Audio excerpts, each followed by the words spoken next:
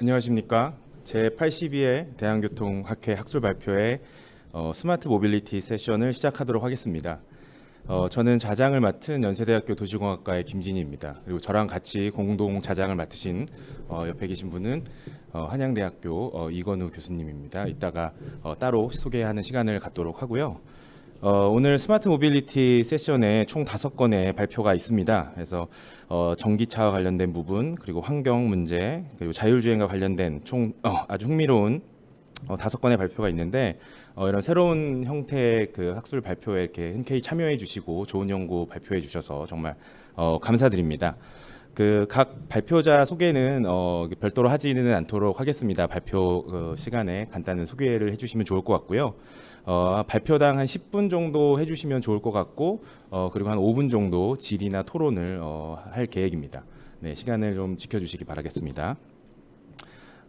그러면 첫 번째 발표를 시작하도록 하겠습니다. 네, 첫 번째 발표는 초소형 전기차 사용자 패턴을 고려한 신규 충전 플랫폼 구축 전략 수립을 위한 기초 연구에서 전남대학교 이강성님께서 발표를 해주시도록 하겠습니다.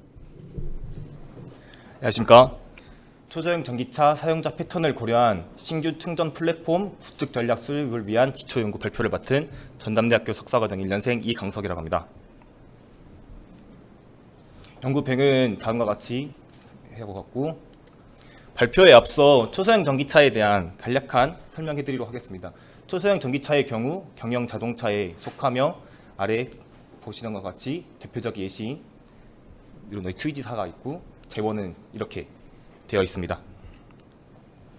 본 과제는 초소형 전기차 산업 및 서비스 육성 실증 지원 사업을 기반으로 한 연구 과제 중 세부 1과제에 해당합니다. 실증 지원 사업은 총 5개의 과제로 구성되어 있으며 4개의 실증 과제는 렌트, 배달, 공공, 복지이며 1과제인 충전 최적화가 앞에 4가지를 지원하는 형태를 띠고 있습니다.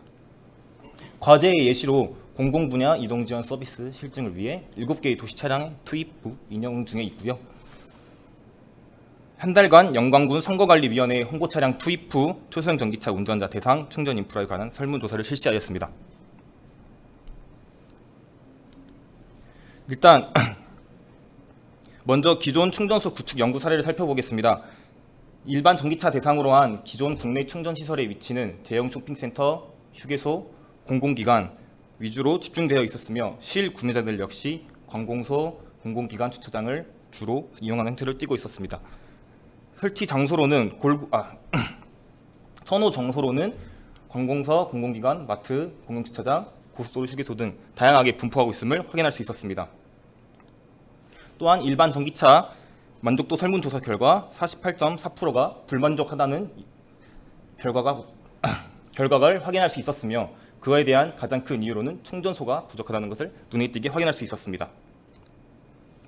앞서 기존 연구들이 일반 전기차 대상으로 했다면 본 연구는 초소형 전기차 대상으로 신규 충전 플랫폼 설치를 위한 연구를 진행하였습니다. 이를 위해 영광군 선거관리위원회 홍보 차량 운전자들을 대상으로 충전 인프라 관련 설문조사를 실시하였습니다. 설문조사 내용으로는 초소형 전기차 이용 시 중요한 요소라고 판단한 적절한 이동 거리는 얼마인지, 충전시설의 만족도, 배터리 사용 등에 대한 설문조사를 실시하였습니다. 응답자의 대부분은 초소형 전기차 이용 시 가장 중요한 요소로 충전 인프라를 선택하며 50%가 눈에 띄게 확인할 수 있었습니다. 응답자의 또 대부분은 적절한 이동 거리의 수준은 15km 이상을 가야 한다고 설문을 해주었습니다. 또한 충전시설 만족도 결과 응답자의 50% 정도가 보통 정도로 만족하고 있다는 표현을 해주었습니다. 마지막으로 응답자의 대부분이 주행 시 배터리 부족으로 인한 불안감을 느끼고 있었다고 표현해 주었습니다. 충전시설 만족도와 배터리 사용에 대한 소술식 답변은 다음과 같았습니다.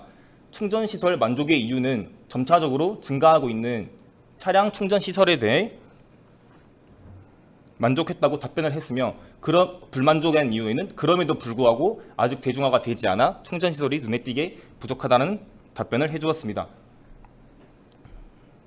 배터리 사용과 관련해서는 주행 중 배터리 소모로 인한 차량 정지가 우려된다고 답하였으며 배터리 부족을 예방하기 위해 배터리 잔량을 주기적으로 확인한다거나 한 2시간 주행 후 바로 충전한다고 답을 해주었습니다. 앞서 말한 결과와 같이 운전자는 배터리 부족에 대한 불안감을 계속 가지고 운행을 하고 있습니다. 이 불안감을 감소시키기 위해서는 사용자 운행의 패턴을 분석하는 것이 필요하다고 판단하였습니다. 이 연구는 앞에 아까 말씀드렸던 공공, 렌트, 복지, 배달을 지원하는 사업이기 때문에 그 4개의 이동 서비스가 어떠한 이동 패턴을 가지고 있는지 분류해 보았습니다. 렌트와 배달의 경우 왕복 형태를 가지고 있었고, 공공과 복지의 경우 왕복과 순환형의 패턴을 확인할 수 있었습니다. 기존 충전 시설이 부족하다는 선물 결과를 반영하여 신규 충전소 설치를 위한 현장 조사를 실시하였습니다. 조사 결과 영광군 충전소 위치 파악 및 초소형 전기차가 갈 수 있는 도로망을 확인해 보았습니다. 이를 바탕으로 충전이 용이한 지점, 즉 접근성이 가장 중요한 변수임을 확인할 수 있었습니다. 그리고 이동 서비스별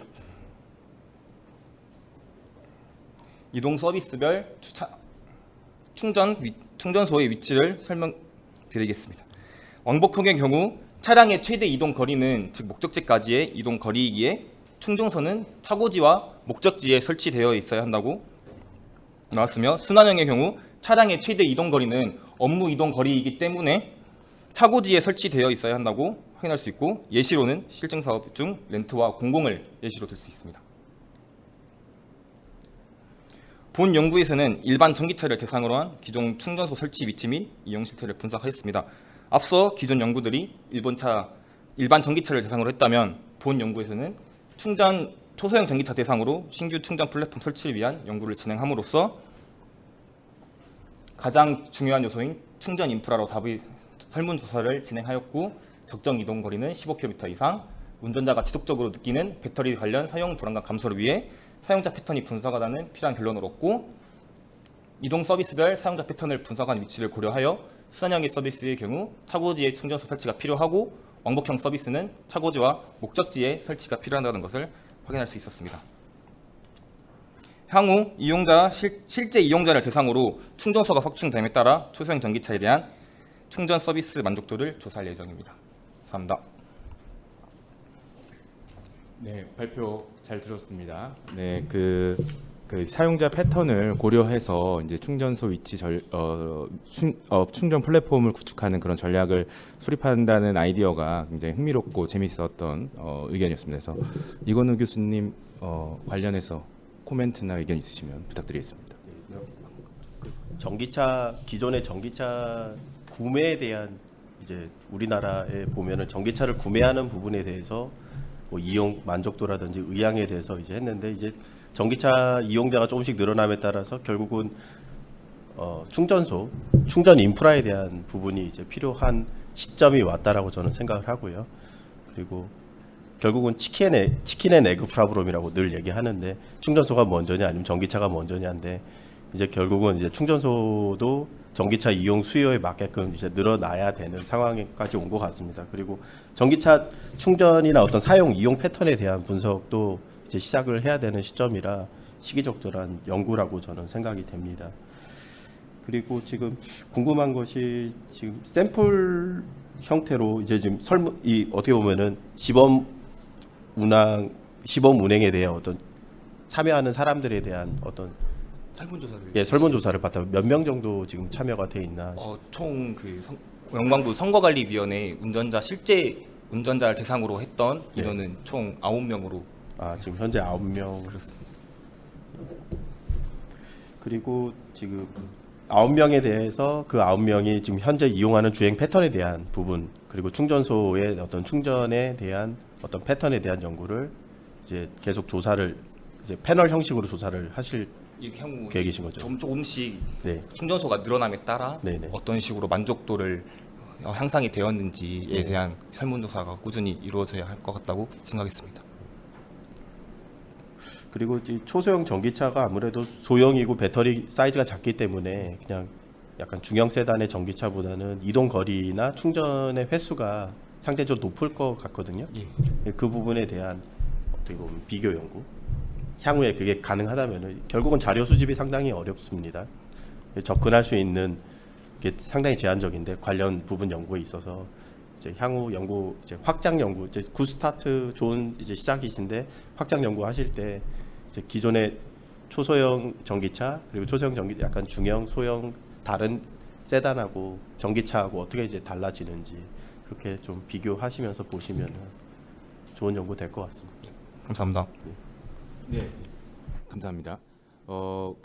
아마 이게 그 시범 사업으로 전기차를 이제 초소형 전기차를 이제 드리고 그리고 이제 그렇게 그분들의 패턴을 보는 것이기 때문에 아마 샘플 사이즈를 이렇게 많이 하는 거에 실질적으로 어려움이 있을 거라고 뭐 충분히 예상이 됩니다. 그래서 이런 종류의 아마 스터디들은 그 샘플 사이즈가 많아서 알 수 있는 그런 통계적인 기법보다는 아무래도 그 9명이지만 그들을 계속 트래킹하고 계속 추적하면서 누적되는 정보를 기반으로 분석하는 기법들을 활용해서 패턴을 분석하시면 조금 더 의미 있는 결과들이 나오지 않을까라고 생각을 합니다. 네, 그래서 발표 잘 들었습니다. 네. 그러면 두 번째 발표로 넘어가도록 하겠습니다. 두 번째 발표는 초소형 전기차 사용자 만족도 구성 요인에 관한 기초 연구의 제목으로 전남대학교 박재진 교수님께서 발표하시도록 하겠습니다. 예, 안녕하십니까. 사실 좀 양해를 구해야 될 게 제가 원래 그 발표자로 돼 있지 않다가 오늘 다른 사정 때문에 저희 진은주 연구원이 발표를 참여를 못해서 제가 대신 발표를 하게 됐고요. 앞에서 이야기한 그 선행 발표의 초소형 전기차 부분과 같은 지금 연구과제 R&D로 진행하는 부분이라 조금 내용은 좀 구성이 다르지만 그 부분까지 제가 언급을 좀 더 부연 설명을 좀 드리겠습니다. 연구 내용은 사용자 만족도 구성 요인에 대한 연구고요. 지금 이게 전체적으로는 지금 목차는 이렇게 구성이 됐지만 실제 이제 구성 요인 구성을 할 때 기본적으로 초소형 전기차에 대한 기본 제약 조건이 있습니다. 그리고 사용자의 어떤 그 정하는 기준 또한 한계가 있어서 만족도를 이런 상관성을 파악하는 게 사실 약간 제약이 있었던 부분하고 그다음에 이 부분은 결국은 향후에 이 초소형 전기차를 이용하는 데 있어서 이동 서비스를 어떻게 새로운 이동 서비스를 구현을 어떻게 해야 될지 그런 부분들에 대해서 설명을 좀 드릴 겁니다. 그리고 자료는 지금 현재 단계적으로 저희가 차량의 정보하고 또 사용자 정보하고 여러 가지 이제 이런 정보들을 좀 데이터화하는 지금 단계입니다. 근데 이제 지금 일부 조금 이 수년이 되고 있는 게 OBD 단말기를 지금 탑재를 해서 정보를 구독해야 되는데 그 단말기 지금 장치가 지금 이제 설치가 되고 있습니다. 초소형 전기차는 이미 보급이 돼서 활용되고 있는 거고 그래서 그런 부분들까지 연해서 언급을 좀 드리겠습니다. 앞에서 보신 그 선행 발표하고 동일한데 이거 보시면 초소형 전기차를 일단 정확하게 좀 구분을 해야 될 것 같습니다. 원래 알고 있는 전기차하고 초소형 전기차는 정확히 이제 그 구분 영역이 단위 킬로입니다. 그래서 600km 이하의 것을 초소형 전기차로 기준을 구분하고 있고요. 조금 오해를 해야 할 수 있는 부분이 경차와 아니면 중형 이런 세단과 같은 전기차하고는 영역이 좀 달리 해석해야 되는 부분이 이건 아마 오토바이 배달 대체 그러니까 불안전한 또 안전성이 좀 결여되어 있는 오토바이 형태를 초소형 전기차로 전환시키고 그리고 좀 안전성을 강화하자는 측면이 좀 더 무게감을 갖고 있는 거고요. 그래서 지금 이제 규제자의 특구가 전라남도 영광군이 실증 단지로 형성이 돼서 그 권역 안에서의 지금 시범 사업을 하고 있다는 거 선제적으로 좀 말씀을 드립니다. 그 해당 사업 내용이 지금 서비스 육성 실증 지원에 해당되는 거고요. 하단에 보이는 이런 모델들이 지금 이미 보급이 됐고 운영이 되고 있는 겁니다. 특히 이렇게 이제 우체국 택배 차량에 해당되는 걸 한번 보시면 과거에는 경차를 이용했던 우체국 택배 차량을 이렇게 초소형 전기차 형태로 지금 많이 전환을 하고 있고요. 지금 현재 1000대 정도를 보급을 완료를 했습니다. 그래서 거기에서 올라오는 데이터가 있으면 그 데이터를 저희가 사실은 나중에 빅데이터화하고 AI 접목시켜서 분석을 하게 되면 새로운 이동 서비스의 어떤 서비스 발굴이라든가 신규 R&D를 조금 발굴해낼 수 있는 그런 여력이 좀 있어서 거기에 이제 저희의 그 연구진의 그 앞으로 연구를 초점을 맞춰서 지금 진행을 하는 거고요.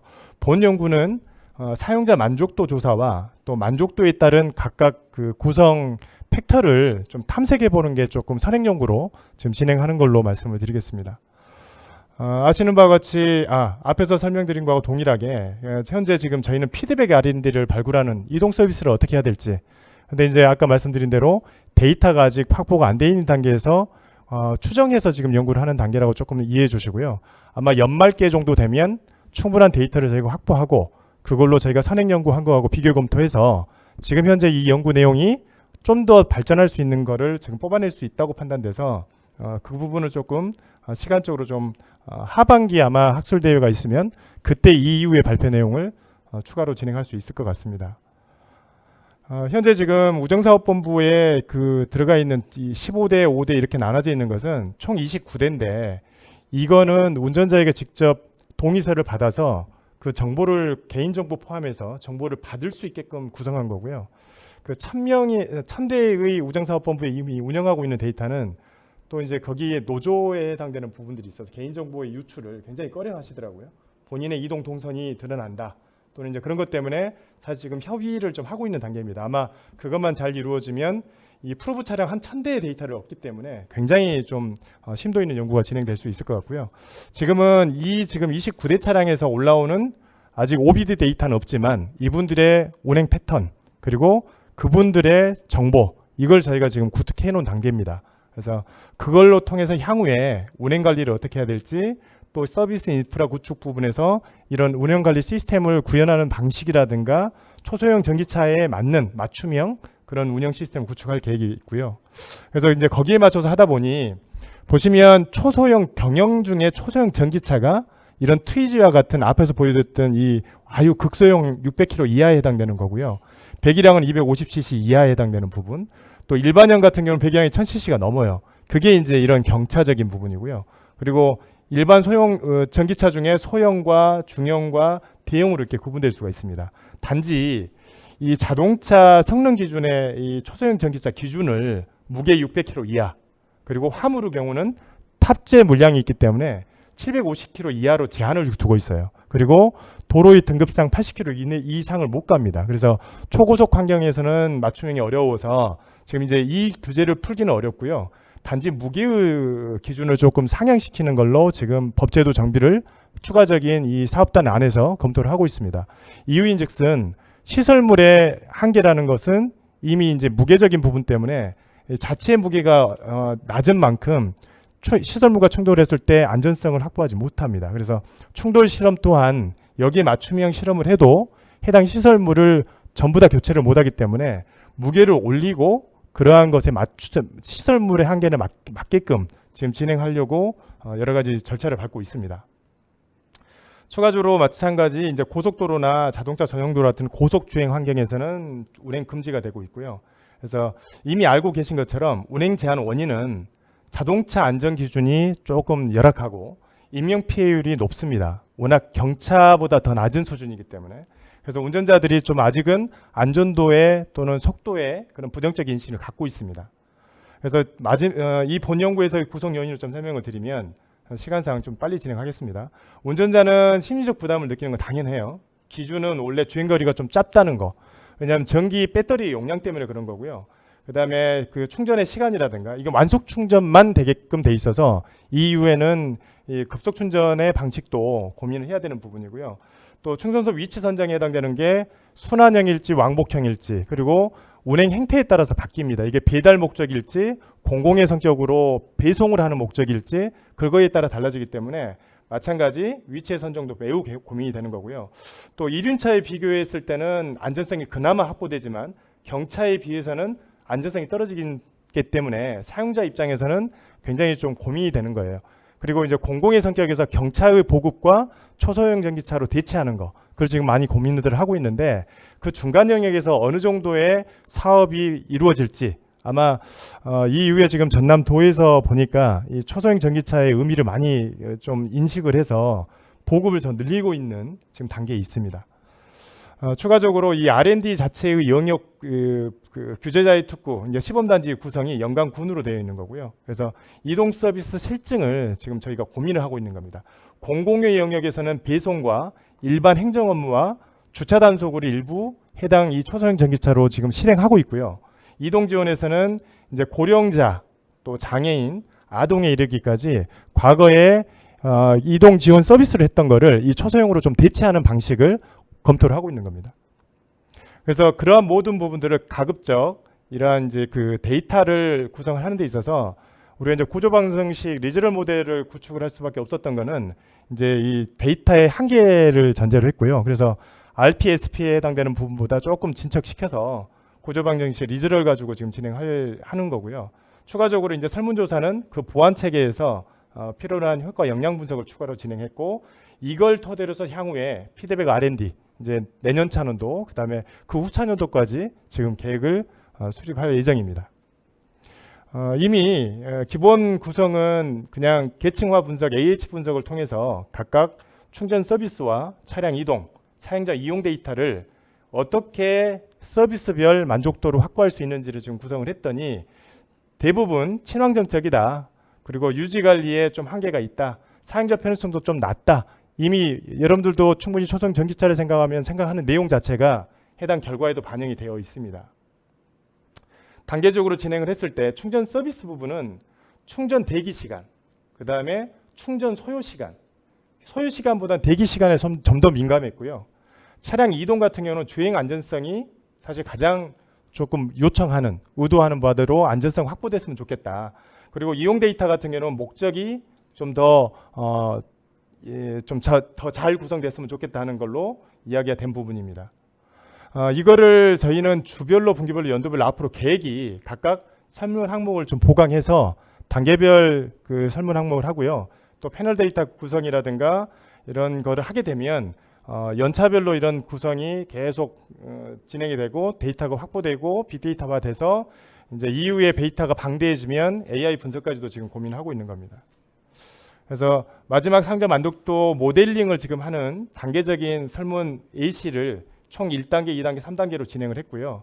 이 선거관리위원회는 아마 단방적으로 저희가 하나의 AC로 한 겁니다. 왜냐하면 작년 선거, 이번 선거 때 선거관리위원회에 저희가 새로운 아이템으로 긴급 제안을 했고 다행히 또 수용을 해주셔서 진행을 했더니 결국은 화물 기준이죠. 왜냐하면 선거 홍보 문구라든가 초소형 전기차의 박싱에다가 아예 그런 문구를 만들었습니다. 그래서 실제 하루에 2시간씩 활용을 했고, 이제 단점이라기보다 이 도로상에서 군집중이 굉장히 어렵습니다. 근데 총 7대의 차량을 이런 식으로 내가 만드는 대한민국 투표, 그리고 이 문구에 맞춰서 이제 군집을 하는데 총 7대 차량이 움직이다 보니까 미리 경찰청 협의도 다 했고, 근데 이제 그 시민들의 반응이라든가 그런 것들을 후속적으로 사례적인 분석이라고 생각해 주시면 될 것 같고요. 그래서 그랬더니 결국은 매우 호응도, 업무 수행 능률에 해당되는 부분은 그렇다와 보통이다 해당되는 부분에 꽤 많은 부분을 차지했고, 이제 불이익이라는 것은 차량이 작기 때문에 사람들이 굉장히 경시합니다. 그리고 위협 운전도 하게 되고, 그런 부분들이 이제 결국 안전성을 조금 저희가 확보해야 되는 그런 부분이고요. 그게 이제 이런 거죠. 그리고 주변 운전자들이 당연히 이제 무시한 그런 것들을 차량 크기 때문에 그렇게 이제 아마 동일하게 연해서 이야기할 수 있는 부분이고요.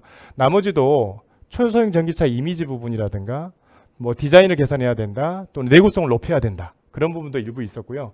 마지막 이러한 충전 시설에 대한 만족도 또한 만족하지 않는다보다 대부분 그냥 만족한다, 보통이다 수준으로 거기에 크게 의미를 부여한다기보다 새로운 교통수단이 왔구나, 그리고 이거를 해당 연관구에서는 이해도가 높습니다. 많이 활용하고 많이 보다 보니까. 그리고 만약 이게 다른 지역으로 확장을 할 때 이런 사례를 저희가 잘 검토해서 이런 문제점이나 애로사항을 좀 줄여가는 그런 방식을 택해야 될 것 같습니다. 그리고 기존에 이제 제가 그 초소형 전기차가 이런 오토바이 대체 형태이기 때문에 이미지를 상대 비교를 하게 되면 안전성에서는 아마 굉장히 전기차가 더 높게 나오는 거고요. 오히려 이제 가격이라든가 유지관리비 차원에서는 초소형 전기차가 높기 때문에 이러이러한 것들을 조금 개선 항목으로 하고 보완 항목으로 해서 이후의 사업들에 좀 반영을 했으면 하는 생각을 가지고 있습니다. 그리고 앞에서 설명드린 대로 구조 방정식은 향후에 데이터의 보완을 통해서 이러이러한 모델링을 했을 때 최종 저희가 뽑을 수 있는 것은 이미 AHB 분석하고 또 구조 방정식 모델링 했을 때 나오는 그런 평가 점수 높은 거 항목별로 구분했을 때 기본적으로 충전 서비스 데이터가 가장 우선순위를 잡았고요. 그 다음에 사용자 만족도에 해당되는 부분은 차량 크기 때문에 조금 불편하다, 그리고 친환경성이라든가 디자인 쪽을 좀 더 괜찮네. 그리고 좀 더 개선했으면 좋겠다. 그리고 전기 오토바이와 비교했을 때는 안전성이나 내구성 측면은 좀 더 높게 작용했고요. 안전성을 강화해 주라는 요구가 있어서 향후에 이제 이러한 것들 추가적으로 수집되는 데이터 분석을 통해서 구조 방정식 모델을 좀 더 강화할 거고 만족도 모델을 다시 모델링하는 걸 지금 잡을 예정이고요. 추가적으로 가장 중요한 게 이제 앞으로 이 초소형 전기차에 대한 이동 서비스를 어떻게 구성을 할지, 새로운 이동 서비스는 뭘 발굴할지, 그게 저희가 피드백 R&D로 발굴하는 데 고민을 하고 있는 내용입니다. 예, 이상 발표를 마치겠습니다. 네, 수고하셨습니다. 네, 발표 잘 들었습니다. 앞선 그 발표랑 이제 연관되어 있는 동일한 과제였고요. 그래서 교수님께 설명을 해주셔서 조금 더 그 과업에 대한 전반적인 이해가 좀 높아졌다라고 생각이 듭니다. 그래서 발표 잘 들었습니다. 혹시 이건우 교수님, 네. 그 같은 의견인데요. 교수님께서 먼저 발표를 해주셨으면 이해도가 더 높았을 것 같았는데 이제 순서가 좀 바뀌었던 것 같아요. 그래서 아주 개인적으로는 좋아하는 주제의 연구고 그리고 언제 저런 과제가 공고가 됐는지 모르고 지나갔는데 좀 아쉽습니다. 개인적으로 여담이지만 좀 아쉽고요. 아직 그 데이터가 구축이 안 돼서 이제 모형의 어떤 틀만 잡아 놓으신 것 같고요. 구조 방정식 활용하셔서 이제 주요 영향 요인이나 어떤 팩터를 이제 찾으실 것 같은데 잘 아시겠지만 구조 방정식 그 데이터 사이즈가 좀 필요하잖아요. 그게 그래야지 약간 유의성이 확보가 되는데 그 부분에 대해서 아마 연말쯤 구축되신다고 아까 말씀하셨는데 충분히 가능할까요? 아마 지금 탑재가 오비 데이터 같은 차량 정보 같은 경우는 이제 올라오는 게 이제 확실해졌고요. 네. 추가적으로 아까 이야기하는 설문조사 형태는 별도로 가고 그리고 그 구조 방식 안에 들어가는 게 결국은 그 운전자 만족도라든가 또는 운전자가 아니더라도 다른 이용자의 만족도에 해당되는 부분이 있기 때문에 제가 개인적으로 생각할 때는 아까 29대의 데이터하고 네. 그다음에 우체국에 해당 그 네, 1000명의 데이터가 네. 확보만 되면 매우 괜찮은 분석이 이루어질 것 같아서 네. 좀 기대를 해보고 있습니다. 보통 구조방정식 저는 뭐 구조방정식 전문가는 아니지만 구조방정식 하시는 분들이 보통 말씀하시는 게 샘플 사이즈가 한 4,500개 정도는 못해도 돼야 그렇습니다. 그 유의성이 어느 정도 나오더라라고 많이 말씀하시는데 그 우체국 그게 한 1,000명 정도가 1000대가 지금 운영 중입니다. 설문에 참여하셔서 네. 그 좀 퀄리티 있는 뭐 어떤 설문이 나오면은 충분히 가능할 거라는 생각이 네. 듭니다. 그리고 궁금한 게 하나 있는데 그 이륜차하고 초소형 전기차가 어떻게 보면 경쟁 상대인데 네. 지금 구매 가격에 있어서는 어느 정도 차이가 날까요? 제가 보니까 이거는 이제 초소형 전기차는 정부 보조가 들어가거든요. 그래서 일반 경차가 한 1,300에서 1,500대 정도면 이제 그건 지원이 없지 않습니까? 네네네. 근데 1,300에서 지자체별로 조금 차이가 있는데 한 4,500 정도 수준의 지원이 있으면 대략 구매가가 1,000단위 밑에고요. 근데 이제 그렇게 되면 오토바이하고는 또 차이가 있는 거거든요. 네. 근데 이제 오토바이는 일반 이런 서비스를 제공할 수 있는 게 아니라 단지 이동 수단으로만 이용하고 개인용에 해당되는 부분이지만 저희가 공공의 영역이라든가 이런 배송의 업무라든가 그런 업무 대체형으로 하게 되면 결국은 초소형 전기차 화물형이 많이 도입이 될 것 같아요. 이제 그 부분에 조금 포커싱을 더 맞추게 되면 충분히 거기에 대한 좀 경쟁력 비교는 아예 이원화해서 검토될 수 있다고 판단돼서 그건 아예 그건 좀 영역이 좀 다른 것 같습니다. 알겠습니다. 네, 감사합니다. 그 아까 마지막에 말씀하실 때 지속적으로 계속 이제 연구를 진행하시면서 계속 만족도 조사도 이제 여러 번 수행하시겠다고 하셨는데 아마 뭐 첫 번째 했던 것보다 화면 횟수가 늘어나면 늘어날수록 사실 유의미한 것들이 굉장히 많이 있을 것 같아서 사실은 저희가 그렇게 패널 형식으로 조사하는 게 쉽지가 않거든요. 하나의 그 어떤 소재를 가지고. 그래서 아무래도 지금 뭐 올 연말까지 뭐 이렇게 기대하시겠지만 그때 결과보다는 앞으로 계속 하시면서 점점 더 좋은 결과들이 나올 걸로 뭐 기대가 돼서 뭐 다음에 또 흥미롭게 기대하고 듣겠습니다. 예, 네. 그 말씀 주신 대로 제가 잠깐만 부연 설명만 좀 드리면 결국 이게 7년차 과제거든요. 2019년에 시작을 했는데 아까 이건우 교수님 말씀하신 것처럼 이 과제 사실 저도 연락받고 갔더니 용역 과제 단순 용역 그러니까 2019년 단발로 했었는데 또 제가 또 생각해 보니까 이걸 단발로 끝내면 안 되겠더라고요. 그래서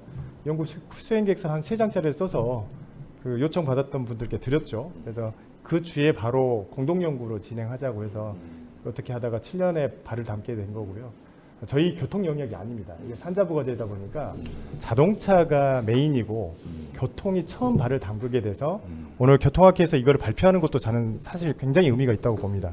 왜냐하면 교통을 자동차 하신 분들이 크게 고민 안 하시더라고요. 그래서 이 지금 4세부긴 하지만 다른 세부과제에도 저희 교통분들이 영역을 조금씩 발을 담궜습니다. 그리고 2차년도 돼서 조금 영역이 조금 넓어졌고요. 아마 3차년도는 이걸 교수님도 또 관심을 가져주시면 영역을 더 넓혀서 좀 진행하는 게 좋지 않을까 그런 생각도 해봅니다. 예, 고맙습니다. 네, 수고하셨습니다. 네, 그러면 이제 세 번째 발표 듣도록 하겠습니다. 도로 등급을 고려한 미세먼지 배출량 산정이라는 제목의 연구로 한국교통연구원의 신의섭 연구원님께서 발표해 주시도록 하겠습니다.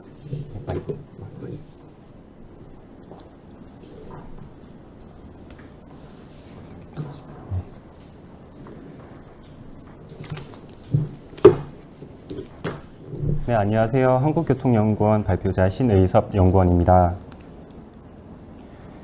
최근 코로나로 인해 미세먼지에 대한 관심은 줄어들었지만 이제 앞으로 계속 지속적으로 문제가 될 것으로 보입니다. 수도권에 발생하는 미세먼지 PM10의 경우 25%가 교통 부분에서 발생하고 있기 때문에 교통 부분의 이 대처가 이제 필요한 상황이며, 이에 이제 도로 부분에서 발생하는 미세먼지를 정확하게 진단하기 위해 배출량을 산정하였습니다. 다음은 국립환경과학원에서 발표한 전국 대기오염 물질 배출량으로 도로 이동 오염을 이제 살펴보시면 일산화탄소와 질소산화물, 황산화물, 휘발성 유기화합물이 대량으로 발생되는 것을 확인할 수 있었으며, 이러한 물질들은 이제 미세먼지 2차 발생 물질로서 관리가 필요한 사항입니다. 그리고 비산먼지를 제외하고 PM10을 이제 살펴보면 도로 이동 오염원에서 약 9%가 이제 전국적으로 발생하는 것으로 나타났습니다. 그래서 이제 도로 등급별 미세먼지를 산출하기 위해서 주요 자료를 구성하였는데요.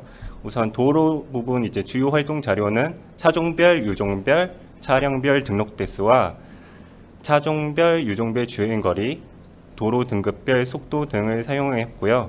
미세먼지 배출량 원단위 자료는 국립환경과학원에서 사용하는 열화계수와 배출계수를 사용했습니다. 다음은 이제 도로 부분 주요 활동 자료 중 등록 대수의 이제 일부분을 예시로 보여드리는 거고요. 이제 이 자료는 한국자동차산업협회의 자료를 활용해서 구축을 했고, 자료를 살펴보면 10년 이상 차량의 등록 대수가 이제 일부 차급에서 절반 이상이 노후차로인 것으로 확인되었고, 특히 이제 이 자료에서는 안 보이지만 화물차가 특히 노후화가 많이 진행된 것을 확인할 수 있었습니다. 다음은 이제 도로 등급별 주행거리를 이제 만들기 위해 교통안전공단의 전국 연간 주행거리와 한국교통연구원의 뷰티 자료를 활용해서 구축을 하였고요. 이제 도로 여기에 이제 도로 등급별 주행거리로 구분하고 도로 교통 통계 연보를 활용해서 주행거리 비중을 대입을 해서 도로 등급별, 차종별 주행거리를 구분했습니다. 그리고 차급별로 구분하기 위해서 교통안전공단의 자료를 활용해서 더욱 세분화 작업을 진행을 하였고요. 그리고 마지막으로 에너지 충조사의 유종별 에너지 사용량을 활용해서 유종을 구분하고, 이 기초 자료를 활용해서 이제 도로 등급 속도와 주행거리 기반 미세먼지를 이제 산출하였습니다. 그 결과 화물차에서 상당 부분의 오염물질이 배출된 것을 확인할 수 있었는데요. 이 자료에는 넣지 않았지만 더욱 세분화한 자료를 살펴보면 노후 경유차에서 다량의 오염물질들이 배출되었고, 특히 노후 화물차에 대해서 이제 큰 배출량을 보인 것을 확인할 수 있었습니다. 이 자료는 작년 4월 세미나 발표 자료로 이제 일부 인용을 하였는데요. 미세먼지 배출 기여도가 높은 노후 화물차의 저감 우선도가 높으며 시나리오 3번을 보시면 소요 재원이 적지만 저감량은 크게 나타나 이제 대형 화물차 저봉해화 조치 시 가장 효율적인 것으로 분석되었습니다. 그리고 연구의 한계로는 이제 자동차의 엔진 가열과 미가열 상태에서 운행 시 발생하는 연료 소비 차이와 연료 증발에 대한 것을 고려하지 않은 것이 있습니다. 감사합니다. 네, 발표 잘 들었습니다. 네, 아마 그 미세먼지에 대한 관심도 높아지고 하니까 아마 이 오염원에 대한 아마 그런 관심도 많이 높아져서 이제 그런 취지의 연구라고 생각이 듭니다. 그래서 아마 이건우 교수님께서도 비슷한 과제 하나 하고 계시잖아요. 그래서 아마 네, 의견이 많으실 것 같아서. 네. 특별히 의견은 많이 없고요. 그 미세먼지 관련에 관심을 가져주시고 미세먼지 관련 주제로 이렇게 발표를 해주는 거에 개인적으로 상당히 고무적입니다. 감사합니다. 뭐 일단 그렇고요.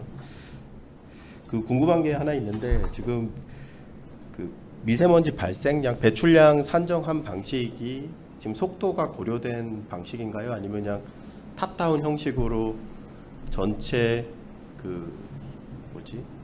에너지 사용량에서 그냥 개수식을 곱해서 추정이 되신 건가요? 속도를 고려해서 주행거리 기반으로 미세먼지를 산출한 거기 때문에 네. 이제 에너지 총 영량에 대해서는 고려를 안 한 거죠. 바트모르 네. 하셨고 지금 NRER 모형의 배출 개수식이 최근에 업데이트가 됐어요. 그 부분이 그러니까 2015년 모델 이어 2015년, 2013년 이렇게 구분돼서 나왔는데 그 부분이 있으니까 만약에 향후에 연구하실 때 이제 그 NRER 국립환경과학원의 그 모형을 좀 개수식을 좀 반영을 하면은 좀 더 세분화된 배출 개수 배출량을 추정할 수 있지 않을까 싶고요. 혹시 2차 미세먼지에 대해서도 지금 반영이 되신 건가요? 따로 이제 반영은 안 했습니다. 알겠습니다. 네, 이상입니다. 네, 네, 감사합니다. 네, 아마 이게 미세먼지 이슈 중에 가장 중요한 것 중에 하나가 어디서 얼마만큼 나오고 있는 거야라는 이슈인 것 같아서 사실은 이건우 교수님께서 하시는 과제도 그 중에 일환으로 뭐 인공지능 기법을 이용해서 이렇게 미세먼지를 추정하고 차종을 구분해내서 뭐 하는 연구를 하시고 있는 거를 제가 옆에서 봐서 네, 그래서 관련된 아마 의견이 좀 더 많으실 것 같습니다. 그래서 지금 되게 매크로하게 이제 보셨는데 아무래도 이게 조금 더 관심이 많아지고 이제 논쟁적으로 가면 갈수록 조금 더 디테일한 고민들이 조금 더 필요해지는 것 같아요. 그래서 그런 부분들을 조금 많이 고민해서 발전시켜 나가시면 또 아주 재미있는 연구가 되지 않을까라고 생각을 합니다. 네, 발표 잘 들었습니다. 감사합니다. 네. 그러면 다음은 네 번째 순서 하겠습니다. 군집 분석 기반 자율주행차의 도로 주행 안정성 분석 및 주요 요인에 관한 연구로 계명대학교의 김동욱 님께서 발표해 주시겠습니다. 네, 안녕하십니까. 저는 계명대학교 도시계획 및 교통학과 석사과정 김동욱입니다. 네, 군집 분석 기반 자율주행차의 도로주행 안정성 분석 및 주요 요인에 관한 연구에 대한 발표를 진행하겠습니다. 첫 번째로 연구 배경의 목적과 자료 수집 방법, 그 다음에 연구의 방법론, 그리고 세 번째로는 결론을 말씀드리고 연구 결과를 말씀드리고 네 번째는 결론을 말씀드리겠습니다. 첫 번째로 연구 배경 및 목적입니다. 최근 자율주행 차량 관련 정책 같은 경우에 자율주행 차량뿐만이 아니라 주변 차량 및 인프라와 협력을 통해서 안정성과 운용성을 제고할 수 있는 자율협력 시스템 구축을 목표로 하고 있습니다. 하지만 현 단계에서는 자율협력 주행 이전 단계로 자율주행차의 성능에만 의존하고 있습니다. 따라서 이제 자율주행 차량의 안전한 주행을 위한 자율주행 기술에 적합한 도로교통 환경에 대한 분석과 진단이 필요할 것으로 사료됩니다. 그래서 이에 따라서 본 연구는 이제 현 도로교통 체계에 대한 조사 분석을 통해서 도로 특성을 군집 분석을 이용하여 유형화한 후 도로 유형에 따른 자율주행 차량의 주행 안정성 분석을 실시하였습니다. 첫 번째로 내용적 범위는 총 두 가지입니다. 첫 번째로는 도로 환경 적합도 분류를 위해 도로 특성을 유형화하고 도로 그룹별의 주요 특성을 분석하였습니다. 두 번째로는 이제 도로 구간 군집별로 자율주행 차량의 주행 안정성 분석을 했습니다. 공간적 범위는 국내의 전국 고속도로 전 노선인 36개 노선을 설정하였고, 연구 수행 과정은 고속도로 구간의 도로 특성을 파악할 수 있는 경사도 정보, 평면 선형 정보 등을 활용하였고, 그 데이터를 활용하여 데이터 전처리 및 통합 데이터 테이블을 구축하였습니다.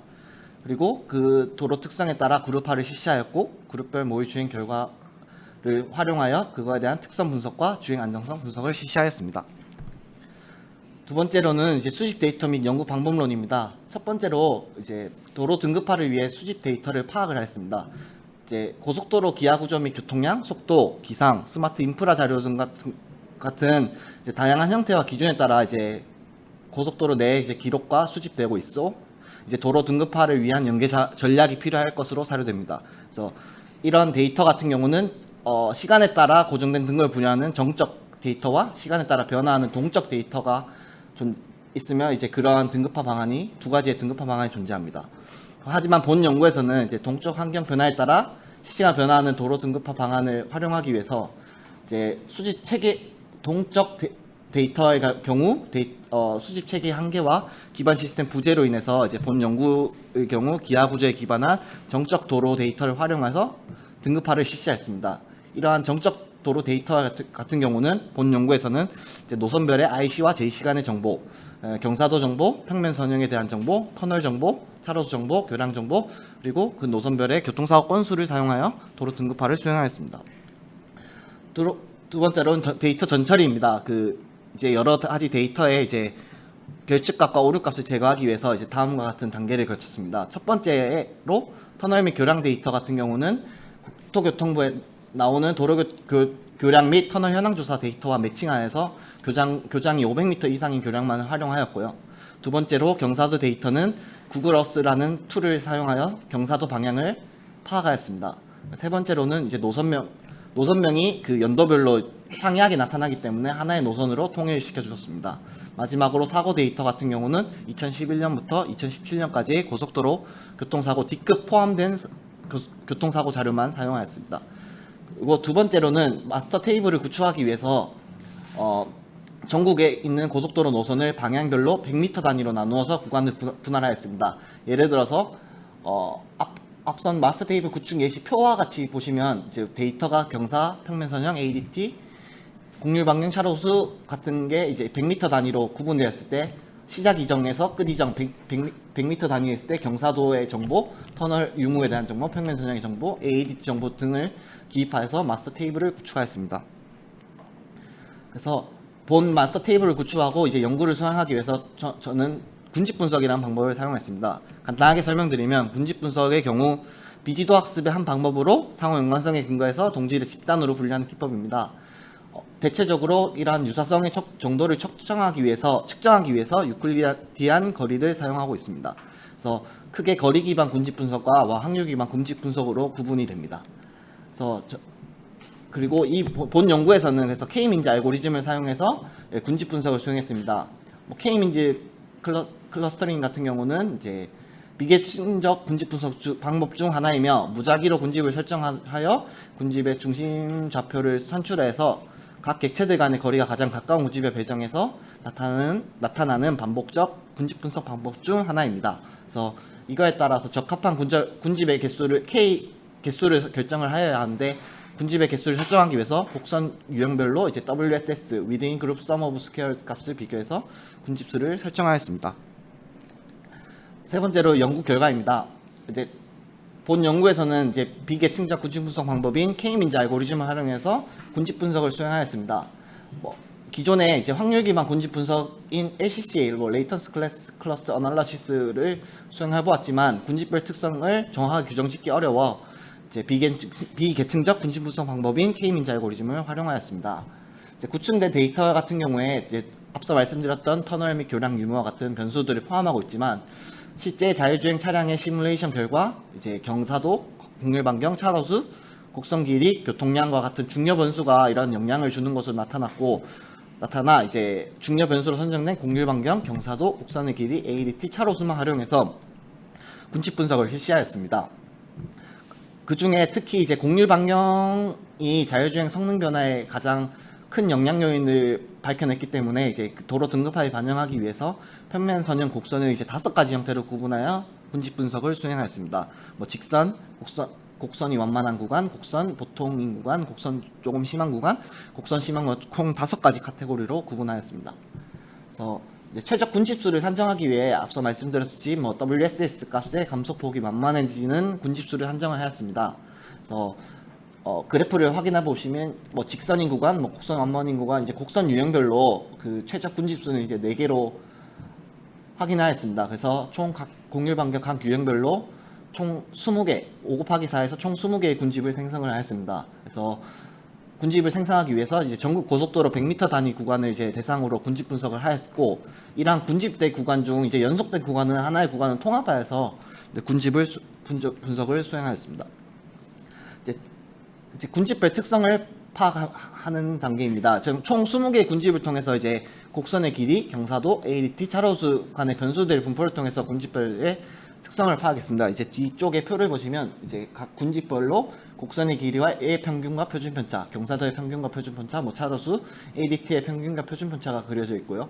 그다음에 이제 뭐 각 군집별로 구간 길이 뭐 어떤 특성을 가지고 있는지 설명을 드리는데, 이거는 앞서 이제 이 부분은 설명드리고 뒷부분에 다시 설명을 드리겠습니다. 그래서 각 군집별로 변수값의 분포 조합은 상이하게 나타나서 정량적으로 변수값의 평균 표준 편차를 사용하여 군집에 대한 특성을 분류하였습니다. 이제 분포 덴시티 플롯을 그려서 특성을 분류하였는데, 뭐 특징적인 군집 2개만 설명을 드리겠습니다. 군집 11번의 같은 경우에는 모두 보통 수준의 곡선 구간을 가지고 있으며, 곡선의 길이는 대체적으로 짧은 편이고, 이제 모두 내리막 구간을 나타내고 있으며, 이제 차로수는 대부분 2차로로 나타납니다.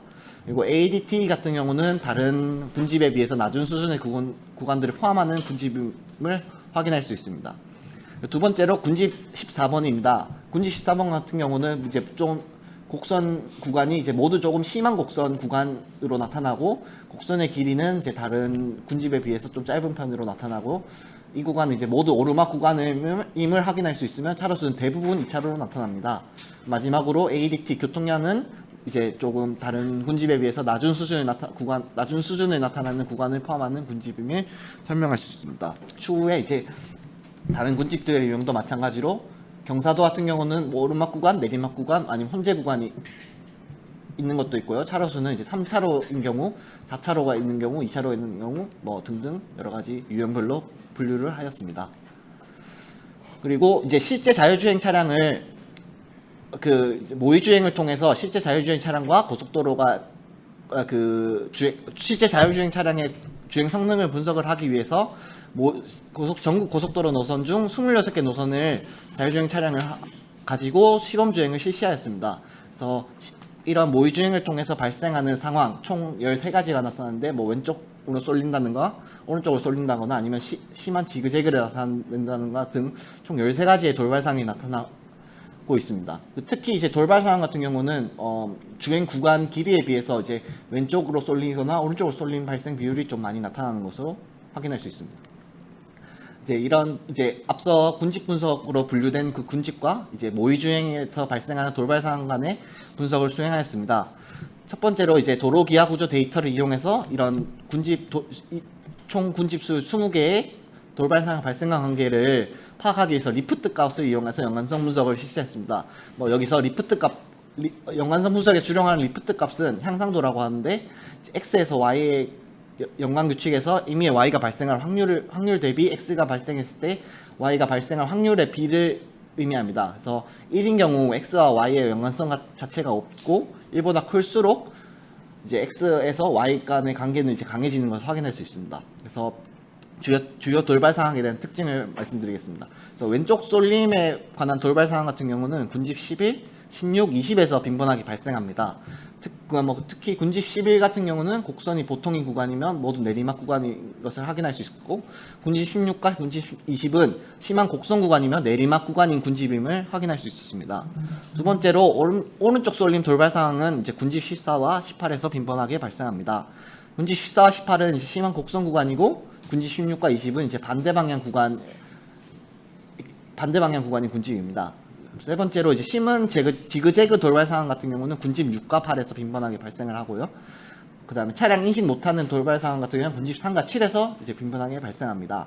이제 특히 이제 확인했을 때 군집별 돌발 상황 발생 같은 경우는 곡률 방향과 이제 경사도에 따라서 영향이 크게 작용하는 것을 파악할 수 있었습니다.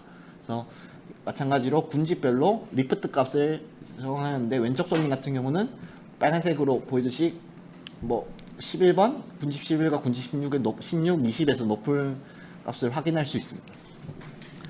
이제 최종적으로 결론입니다.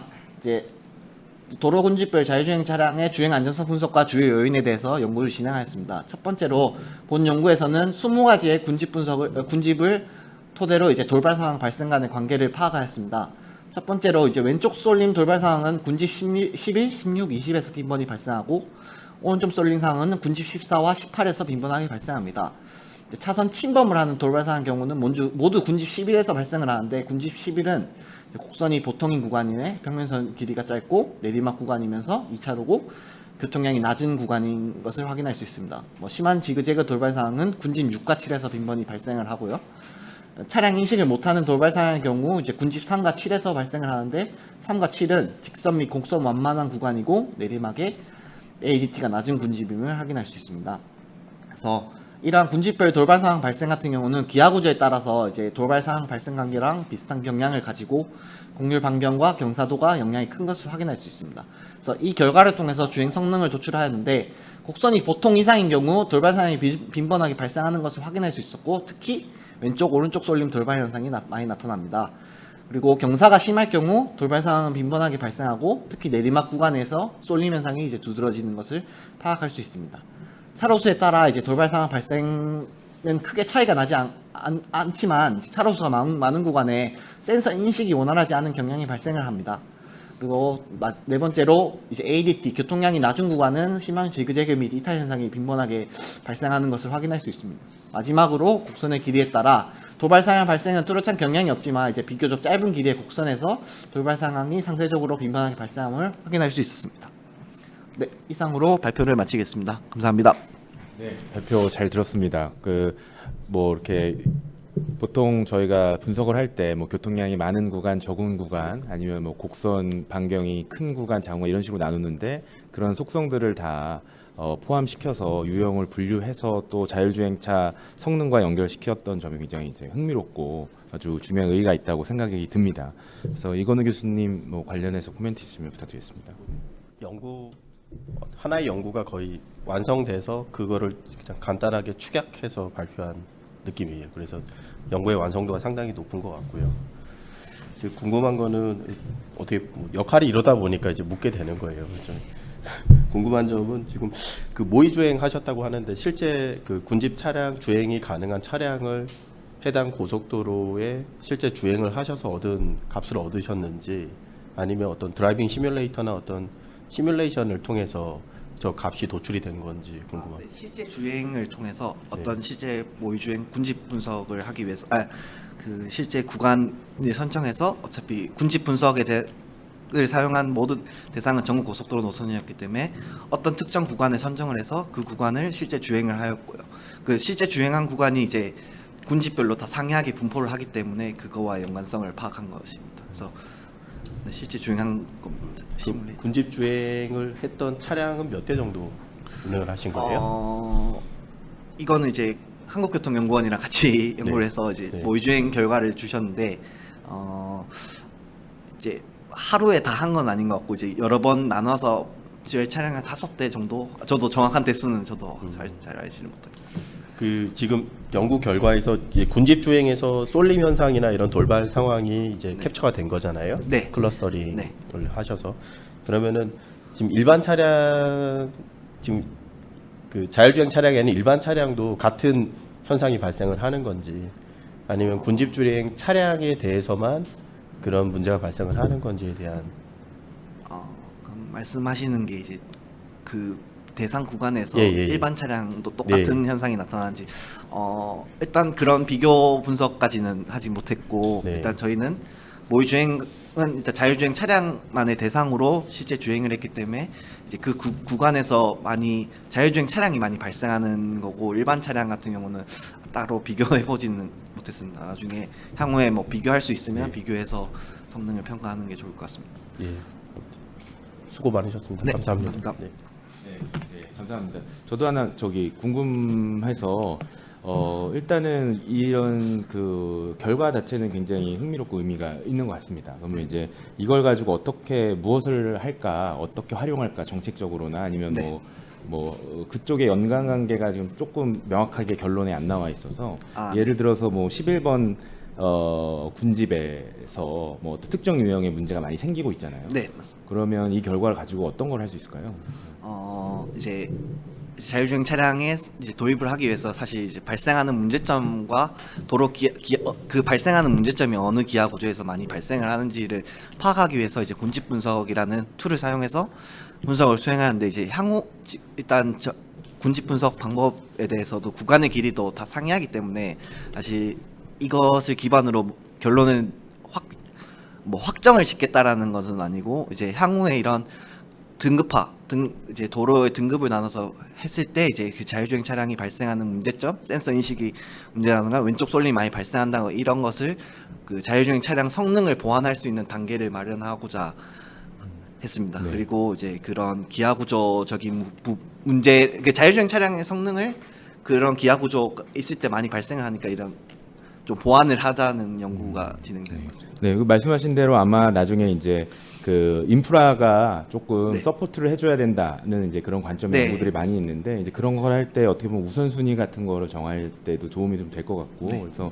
그런 정책적으로 혹은 네. 이제 실질적으로 연결될 수 있는 부분들을 결론 부분에 조금 더 말씀을 해주시면 더 네.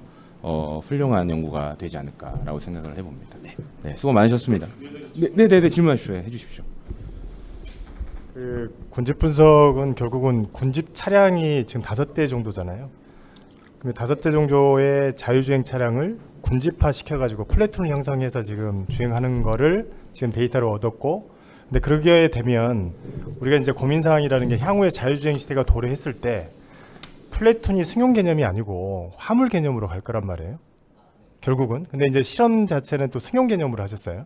그죠? 그래서 이제 아마 그 대상 차량을 조금 앞으로는 아마 향후 계획에는 달리해야 되는 부분도 있고, 그리고 이제 개벽세 헤드웨이를 어느 정도로 따져야지 이 군집 주행에서 다른 일반 차량들이 치고 들어가지 않고 그런 것들, 그게 결국은 헤드웨이를 어느 정도로 잡느냐의 시나리오가 사실은 중요했을 것 같은데 혹시 그런 그 시나리오 구성이라든가 실험 계획 자체에서의 그런 것들을 어떻게 고민하셨는지 저는 그게 좀 궁금해서 그 중간에 제가 질문을 하나 드렸습니다. 그 이제 군집 분석은 제가 말씀을 좀 잘못 드린 거일 수도 있는데 군집 분석 같은 경우는 이제 도로 기하 구조나 이런 것만 기반으로 했고 이제 주행 성능을 도출하기 위해서 이제 매칭 뭐 5대에서 10대 정도 차량이 성능에 모의 주행했던 그 결과와 매칭을 시켰던 작업이거든요. 네네네 군집 주행은 아닙니다. 네네 주행입니다. 네, 제가 잘못 말씀드렸습니다. 네. 공간적인 스콥을 군집 분석을 위해서 그 스콥을 제가 잘못 들은 것 같습니다. 네, 지금 제가 아까 잘못 왜냐면 이근호 교수님도 설명드릴게요. 말씀하실 때 맞습니다. 주행을 이게 지금 플래툰의 형성으로 이루어지는 그런 주행 행태면 아예 다르거든요. 네네 그래서 그런 건 나온 결과가 그게 좀 혼선이 있어가지고 이게 아마 설명과 저희가 지금 이해하는 것과 네 제가 잘못 설명드린 이건 아닌 것 같습니다. 예, 알겠습니다. 죄송합니다. 제가 잘못한 것 같습니다. 제가 또 이건우 교수님 말씀하실 때 잠깐 이제 용어를 좀 잘못 쓰신 거겠지라고 생각을 했었는데 그렇게 이해하셨군요.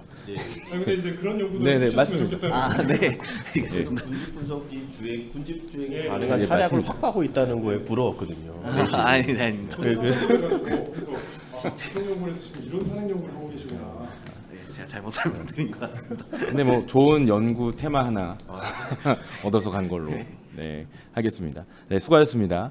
그럼 이제 마지막 발표 듣도록 하겠습니다. 교통 시뮬레이션을 활용한 자율 비자율 환경에서의 도심부 효과 평가라는 제목의 정정호 연구원님 발표해 주십시오. 한양대학교. 네, 안녕하세요. 저는 한양대학교 교통물리공학과의 석사과정 정정호입니다.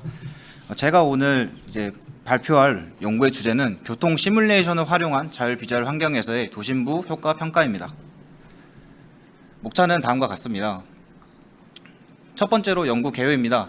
자율주행 차량이 등장함에 따라서 운전자의 주행 행태와 교통류의 흐름은 크게 변화할 것으로 보입니다. 특히 도심부의 경우에는 비자율 자율주행 차량과 기타 교통수단과 혼재하는 상황에서의 안전하고 효율적으로 네트워크를 운영하기 위해 대비가 필요합니다. 따라서 본 연구의 목적은 교통 시뮬레이션 툴 중에 하나인 비심 시뮬레이션을 통해서 자율주행 차량을 구현을 한 다음에 자율주행 차량의 단계, 보급률, 네트워크의 교통량 등에 따른 시나리오를 설정을 하고 각 시나리오에 따른 요소별 효과 척도를 비교하고 평가했습니다.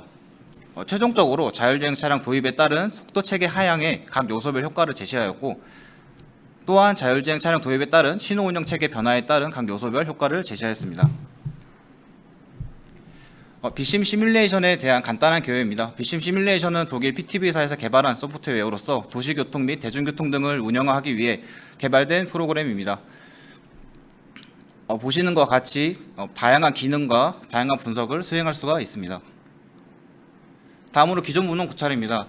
기존 문헌 고찰의 경우는 지금 보이시는 표는 자율주행 차량과 관련된 기존 문헌 고찰이고 다음 슬라이드에서 보이시는 것은 신호 운영 체계를 변화했을 때의 이제 효과에 대한 기존 문헌 고찰입니다. 이러한 기존 문헌 고찰을 수행한 결과 먼저 자율주행 관점에서는 기존 연구에서는 자율주행 차량의 보급률만을 보통 이용을 해서 효과 척도 비교 분석을 주로 수행을 하였고 또한 분석 대상 지역이 우선 고속도로에 되게 많이 한정되어 있는 그런 기존 문헌들이 많았습니다. 그렇기 때문에 안전성을 평가하는 것에 있어 본 연구에서는 기존 비자율 차량 환경에서 도심부에서 어떠한 효과가 발생하는지에 대해서 분석을 하고자 하였습니다. 또한 신호 운영 체계 관련 문헌을 고찰한 결과 기존 연구에서는 비자율 차량 환경에서 신호 운영 체계를 다양화한 분석을 수행한 연구들은 많았지만 도심부 환경과 자율주행 이제 차량에 따른 신호 운영 체계 변화에 대한 분석은 미흡했기 때문에 이에 대한 분석을 수행하였습니다. 분석 절차는 다음과 같습니다. 먼저 비심에 구현하고자 하는 네트워크를 구축을 하였습니다. 네트워크는 광명시 광명시청 인근의 영향권 300m 범위의 도심부를 구현을 하였습니다. 구현한 광명시의 네트워크와 현실의 네트워크가 동일한지 네트워크의 정산 및 검증을 수행하였으며 정산 및 검증이 완료된 네트워크를 바탕으로 시나리오를 설정을 하였습니다. 시나리오는 제한속도, 교통량, 자율주행 차량의 보급률, 그리고 자율주행 단계, 신호 운영 체계로 설정하였습니다. 마지막으로 설정한 시나리오에 따라서 안전성, 운영 효율성, 환경성에 대한 각각의 효과 척도를 설정을 하였으며 이를 통해 BCM 시뮬레이션 분석을 수행하였습니다. 시뮬레이션 분석을 통해서 안전성, 운영 효율성, 환경성의 각 효과 척도를 비교 평가하였고 이에 따라서 속도 하향과 신호 운영 체계 변화에 따른 효과 척도를 비교 평가하였습니다. 네트워크 정산 및 검증입니다. 해당 본 연구에서는 시뮬레이션 내 차량 주행 행태와 실제 주행 차량의 주행 행태 비슷하게 설정하는 작업인 정산과 검증을 수행을 하였고 이 과정에서는 차량 추정 모형과 차로 변경 모형 내에 있는 파라미터 값을 조정하여 수행을 하였습니다. 또한 정산의 경우는 교통량을 효과 척도로 사용하는 그 오차율법을 이용해서 시뮬레이션 검증을 수행하였습니다. 광명시 제가 구현한 네트워크의 정산 결과입니다. 보시면은 모든 제가 설정한 4시간의 이제 실제 교차로 교통량을 바탕으로 시뮬레이션의 값과 비교를 해봤을 때 오차율이 10% 이내로 도출이 되어서 해당 네트워크가 현실의 네트워크를 가장 잘 반영한다라는 결과를 도출했습니다. 다음으로 시나리오 설정입니다. 본 연구에서는 제한속도, 보급률, 교통량, 자율주행 단계, 그리고 신호 운영 체계에 대한 시나리오를 다음과 같이 설정을 하였습니다. 제한속도의 경우는 기존 현재 광명시 네트워크의 제한속도는 60km/h랑 10km/h 제한속도를 하향한 50km/h로 설정을 하였고 자율주행 차량의 보급률 같은 경우는 0%부터 100%까지 25% 단위로 설정하였습니다. 교통량의 경우는 현실에서의 교통량을 100%라고 했을 때 그 교통량의 80%, 60% 그리고 120%, 140%로 설정했습니다. 자율주행 단계 같은 경우는 레벨 3와 레벨 4로 구현을 하였고 신호 운영 체계 같은 경우는 고정식과 반감응식으로 구현을 했습니다. 여기서 자율주행 단계 같은 경우에는 아킨스에서 이제 아킨스 보고서에서 제공을 하는 자율주행 3단계와 4단계의 비심 파라미터 값을 그대로 적용을 하여 자율주행 차를 시뮬레이션 내에 구현을 하였습니다. 다음은 효과 척도 설정입니다. 효과 촉도는 안전성, 운영 효율성, 환경성 관점에서 각각 효과 촉도를 이제 설정을 해서 분석을 수행을 하였습니다. 안전성 같은 경우에는 평균 상충률과 평균 속도 편차 그리고 TTC를 설정을 하였고, 운영 효율성에서는 평균 통행 시간과 평균 통행 속도 그리고 평균 대기 행렬의 길이로 설정을 하였습니다. 그리고 마지막으로 환경성은 총 CO 배출량, 총 NOx 배출량, 총 VOC 배출량 그리고 평균 연료 소모량으로 효과 촉도를 설정하여 분석을 수행하였습니다. 분석 결과입니다. 일단은 자율주행 3단계에서 제한 속도를 60에서 50으로 하향했을 때의 분석 결과입니다. 이 결과를 보시게 되면은 안전성이 같은 경우에는 효과 촉도가 어떤 것이냐에 따라서 결과가 좀 상이하게 나타난 편이었고, 운영 효율성의 같은 경우는 아무래도 속도를 하향시켰다 보니 운영 효율성 개선 효과가 미비했습니다. 하지만 환경성의 경우는 속도를 하향을 했을 때 그 개선 효과가 있는 것을 확인할 수 있었습니다. 다음으로 자율주행 4단계에서의 속도를 60km/h에서 50으로 낮췄을 때의 결과입니다. 이 결과도 자율주행 3단계와 굉장히 유사하게 도출이 되었습니다. 따라서 제한 속도를 10km/h 하향을 했을 때에 대한 효과 분석 결과는 다음과 같습니다. 안전성의 경우 상충률은 보급률이 점차적으로 증가함에 따라 상충률이 감소하는 결과가 나타났고, 속도 편차의 경우는 자율주행 차량의 보급률이 최소 50% 이상일 때 속도 편차가 감소하였습니다. 또한 TTC의 경우는 자율주행 차량의 보급률이 최소 75% 이상일 때 TTC가 증가하였습니다. 또한 운영 효율성의 경우는 제한 속도를 낮췄기 때문에 통행시간, 통행속도, 대기행렬의 길이가 모두 운영 효율성의 개선점이 미비했습니다. 마지막으로 환경성의 경우는 모든 효과 촉도가 자율주행 차량의 보급률이 점차적으로 증가함에 따라 그 값이 감소하였습니다. 다음으로는 신호 운영 체계를 고정식에서 반가뭉식으로 바꿨을 때의 이제 분석 결과입니다.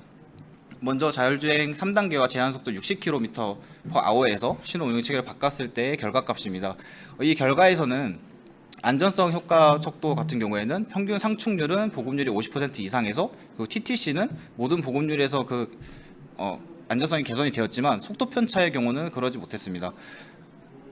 그 외에 운영 효율성과 환경성의 모든 촉도들은 그 요소가 개선이 되는 방향으로 결과가 도출이 되었습니다.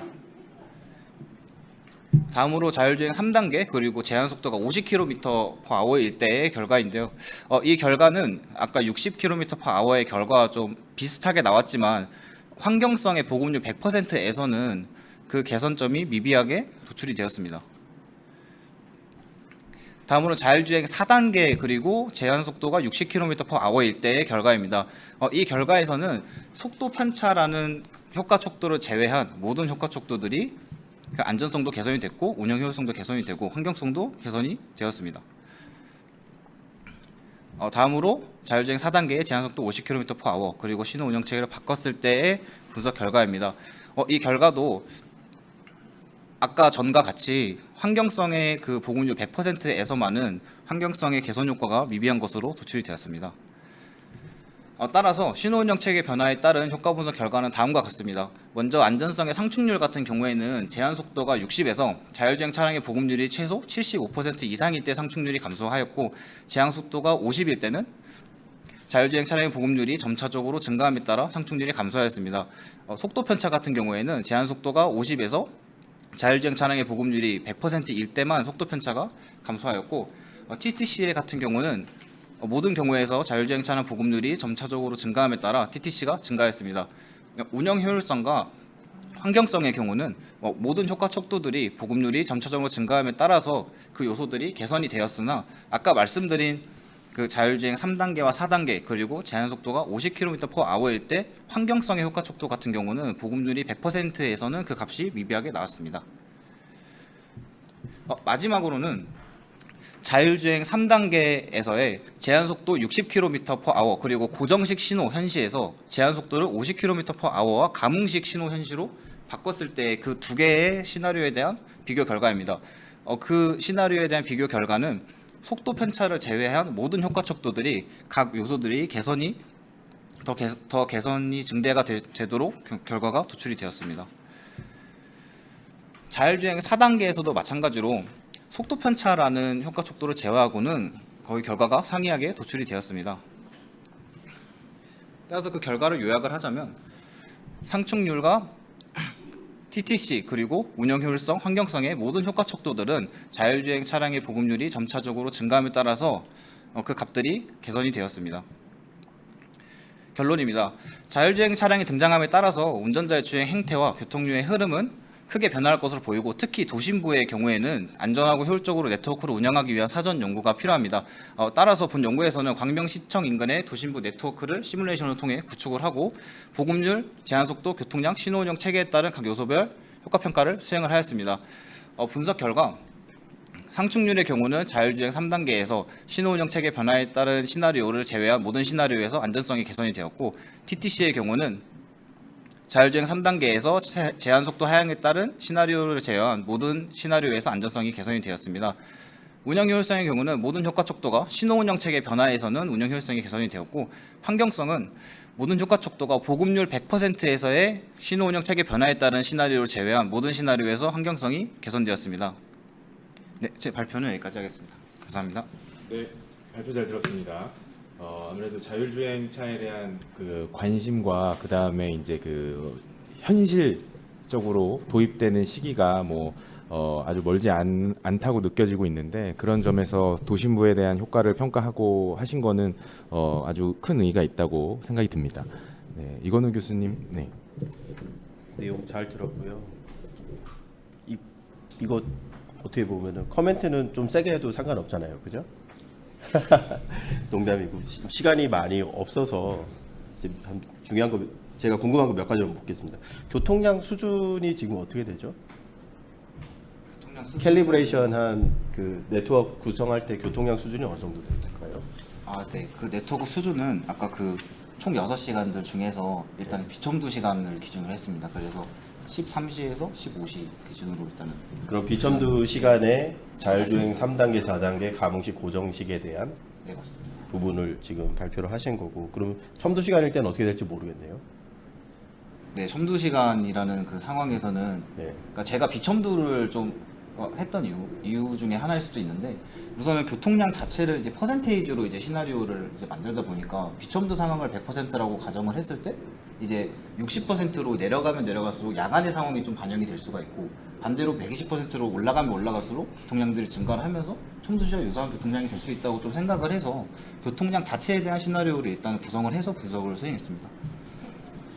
지금 그 BCM 그 관측치하고 시뮬레이션 값을 비교할 때 퍼센티지 에러 형태로 지금 어떻게 보면 캘리브레이션 수준을 판단을 하셨는데, 보통 쓰는 게 GH 밸류를 씁니다. 카이 스퀘어 형태로 해서, 그러니까 분산의 개념이 고려된 부분을 쓰는데, GH 밸류 기준을 좀 적용을 해서 캘리브레이션을 조금 더 확인을 해서 만약에 좀 부족하면은 보완을 했으면 좋겠고, 그다음에 이제 환경성 부분에 있어서 어떤 접근을 했는지에 대한 언급이 없었어요. 그래서 지금 매크로 한 건지 아니면 BCM 자체에서 나오는 그 값을 쓰셨나요? 네, 맞습니다. BCM 자체에 나오는 그 개별 차량들에 대해 에미션 값을 그러면은 결국 그러니까 마이크로 스케일, 그러니까 미시적 교통 에미션 분석 형태로 하면 좀 달라질 거라는 생각은 살짝 들었어요. 그래서 그 환경성 부분을 좀 더 보완했으면 좋겠다는 생각은 들었습니다. 네, 이상입니다. 저는 간단한 건데, 아마 이 중요한 키포인트 중에 하나가 이게 운영 방식의 변화에 따른 그 효과라고 보여지거든요. 그래서 지금 제목이 너무 좀 이렇게 제너럴한 것 같아서 혹시 그런 부분을 좀 넣어주시면 아마 논문의 그 이해나 목적성이 더 뚜렷하게 드러나지 않을까라는 좀 생각을 해봤습니다. 네, 발표 잘하셨습니다. 수고하셨습니다. 네, 어떻게 시간이 아주 딱 맞았습니다. 35분까지인데 30초 정도 남은 것 같습니다. 네, 모두들 너무 수고해 주셨고요. 이렇게 참여해 주셔서 다시 한번 감사드린 말씀 드리고, 저희도 이렇게 박수로 이 세션을 마무리하도록 하겠습니다. 수고하셨습니다.